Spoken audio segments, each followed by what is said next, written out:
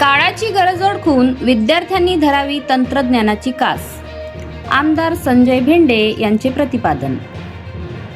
स्वामी विवेकानंद विद्यालय देवलापार येथे vision to इनोव्हेशनचे आयोजन.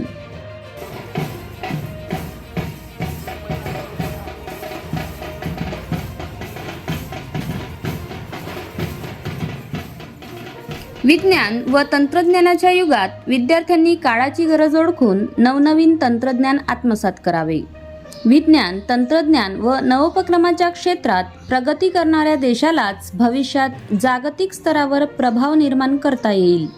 त्यामुळे विद्यार्थ्यांनी आधुनिक तंत्रज्ञानासोबत नवनवीन कौशल्ये आत्मसात करून स्वतःच्या तसेच देशाच्या विकासात योगदान द्यावे, असे प्रतिपादन विधान परिषद सदस्य आमदार संजय भेंडे यांनी केले. या संस्थेची काही आवश्यकता आहे, या आवश्यकतांची देखील पूर्ती होण्याच्या दृष्टीने निश्चितपणे माझा उपयोग ज्या ठिकाणी असेल त्या ठिकाणी त्याचा उपयोग करून या सगळ्या आवश्यकतांची पूर्ती करण्याचा मी प्रयत्न निश्चितपणे करेन. देवलापार येथील स्वामी विवेकानंद विद्यालय व कनिष्ठ महाविद्यालयात अटल टिंकरिंग लॅब विभागाच्या वतीने आयोजित व्हिजन टू इनोव्हेशन 2026 कार्यक्रमात ते बोलत होते.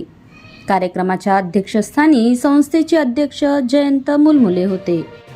विद्यार्थ्यांनी कठोर मेहनत घेऊन स्वतःचा विकास साधावा तसेच समाज व देशाच्या प्रगतीसाठी योगदान द्यावे, असे आवाहन आमदार भेंडे यांनी केले.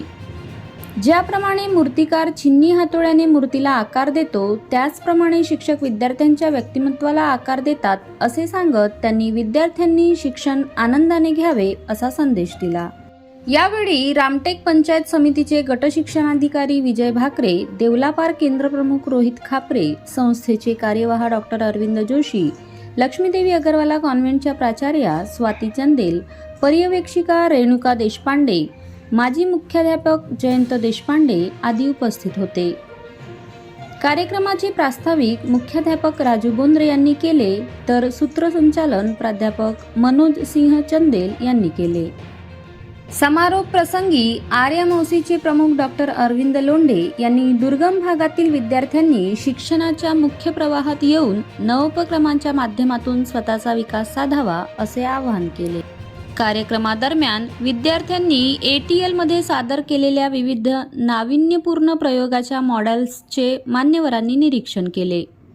अटल इन्चार्ज शिक्षक सुनील वेळेकर तसेच विद्यार्थी वंश गुप्ता, संकेत कुमरे, स्पर्श गोले, नैतिक लाडे व समर्थ गायकवाड यांनी प्रयोगांची माहिती दिली. विज्ञान प्रदर्शनी, पोस्टर प्रदर्शनी व विज्ञानविषयक रांगोळी स्पर्धेचेही मान्यवरांनी निरीक्षण केले. देवलापारसारख्या आदिवासी व दुर्गम भागातील विद्यार्थी विज्ञान व क्रीडा क्षेत्रात उल्लेखनीय कामगिरी करत असल्याबद्दल मान्यवरांनी त्यांचे कौतुक केले. परिसरातील विविध शाळांमधील विद्यार्थ्यांनीही कार्यक्रमात उत्स्फूर्त सहभाग घेतला.